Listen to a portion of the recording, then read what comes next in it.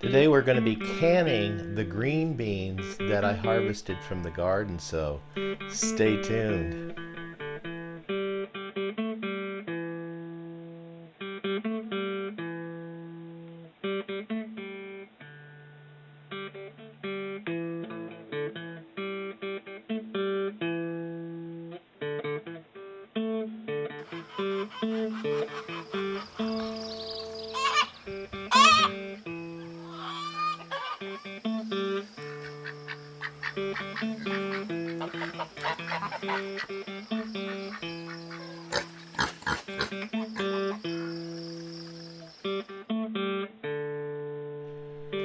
Hello folks, welcome back to Pine Meadows Hobby Farm. I'm your host Jerry Hanson. I'm in Becky's Homestead kitchen and we're going to be canning those green beans that I harvested yesterday from the garden.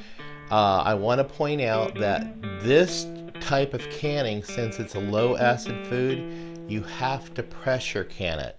So we'll go through the process of pressure canning, and to see all the canning videos I have, please check those in my archives.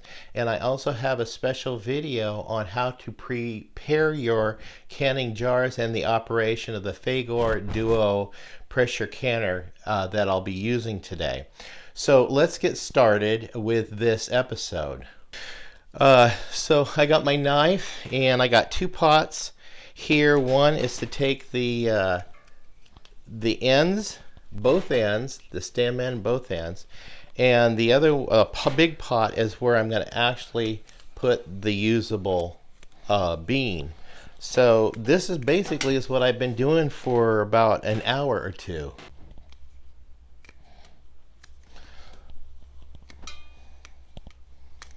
Be sure you wash your jars with soap and water after you pull them from the box, because you never know where they've been in the factory. Go ahead and set your rings aside and wash your jars and your lids, rinsing them thoroughly. And once you've washed your jars, place them in the hot bath of water to keep them hot. You don't want to boil them though. Once I got the green beans all trimmed and sorted, we're going to go ahead and put them on the stovetop. And I'm going to boil them for 10 minutes. On the stovetop, I'm going to go ahead and boil some water with some salt. This is non-iodized salt, and this I will ladle into the hot jars of the product.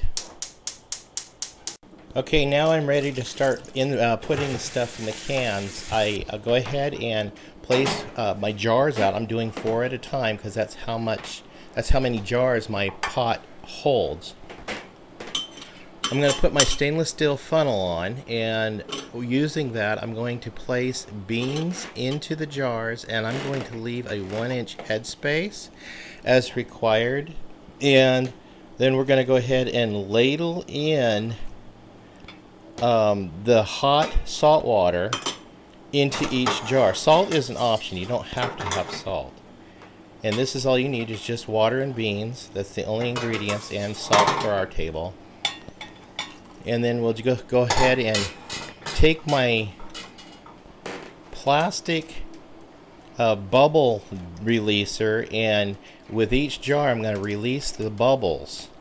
And once the bubbles, I'm sure the bubbles are released, we're going to go ahead and place the clean cloth, or in my case I'm using paper towel. I'm wiping the edge of each jar, the lip. Then I'm going to place some hot non-boiled lids on, and then we're going to tighten the rings down. Now tighten these rings down just to the first stage of resistance. You don't want them too tight. You need the air to escape. And then once the jars start cooling, they'll create that suction. I'm going to carefully place the 4 jars into the Fagor Duo pressure cooker canner. Go ahead and carefully put the lid on. Lock the lid in place. I'm going to adjust it to 10 pounds, which is number 2. And we're going to wait for this little button to pop up. According to the manufacturer, That button is the start button on which you start counting. When that button pops up, you know that you have reached pressure. Now it'll let some steam off. At this point, we're going to go ahead and turn the heat down, because you don't need to cook it on high the whole time. You turn the heat down and just maintain that pressure so you can save fuel when you're cooking this way or canning this way. Now once you've receive the pressure, it'll vent out of the top here, and we'll let it set for 20 minutes is the cook time for our altitude. Check your altitude for cook time. Once the 10 minutes is up, we're going to go ahead and turn the stove top off and let the pressure release naturally. Once the pressure has released from level 2, we're going to switch it back to a level 1, naturally release that pressure. And then finally, we're going to release the pressure altogether on the open level, and that'll just release all the pressure in the can. Once the pressure is released, that little button will go down, and you can unlock the lid and remove the lid from your pot. Once you've removed the lid, now you can carefully reach in with your jar lifter and remove your 4 jars. Please set these on some kind of a barrier. Do not set these hot jars on a cold countertop surface. With the hot and the cold coming in contact, this may break your jar, so you want to have some form of a barrier. I have this white kind of a plastic type cutting board that I use to set my jars on. You can use paper towels, you can use a dish towel, anything that'll keep that jar away from that cold countertop surface. And then we'll just let the jars set and wait for them to pop, and then you've got a seal.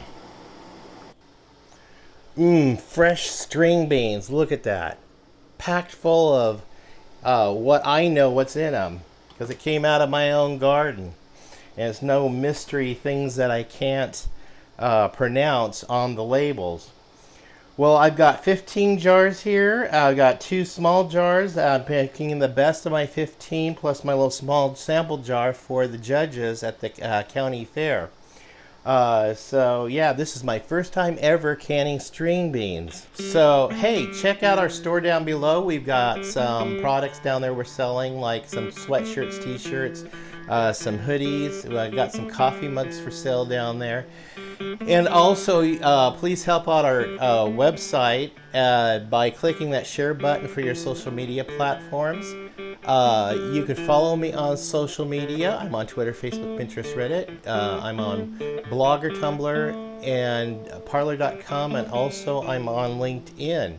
Please subscribe, give me a thumbs up, leave a comment. I enjoy reading your comments. And hey, we'll see you guys in the next video. Bye-bye.